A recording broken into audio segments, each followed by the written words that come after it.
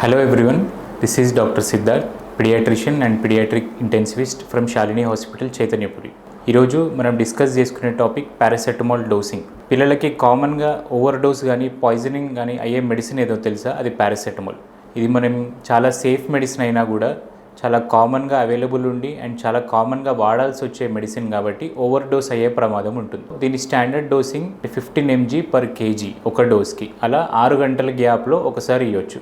అంటే రోజుకి 4 సార్లు మాత్రమే ఇవ్వడానికి ఉంటుంది. మనకి అవైలబుల్గా ఉండే paracetamol strengths 100 mg 1 ml drops, 125 mg by 5 ml syrup, 250 mg by 5 ml syrup లేదా 500 mg by 5 ml syrup. And ట్యాబ్లెట్స్లో 500 mg 250 mg 650 mg ట్యాబ్లెట్స్గా మనకు అవైలబుల్ ఉంటుంది. సో ఒక ట్యాబ్లెట్ బదులు ఒక ట్యాబ్లెట్ ఇచ్చిన, ఒక స్ట్రెంత్ ఉన్న సిరప్ బదులు ఇంకొక స్ట్రెంత్ ఉన్న సిరప్ ఇచ్చిన అది ఈజీగా ఓవర్ డోస్ కానీ అండర్ డోస్ కానీ అయ్యే ప్రమాదం ఉంటుంది. తక్కువ డోస్ ఇచ్చినప్పుడు ఆ మెడిసిన్ పనిచేయదు, మనం ఫీవర్ తగ్గట్లేదు అనుకుంటాం. అదే డోస్ ఎక్కువ అయినప్పుడు లివర్కి ఇంజ్యూర్ అయ్యే ఛాన్సెస్ ఉంటాయి.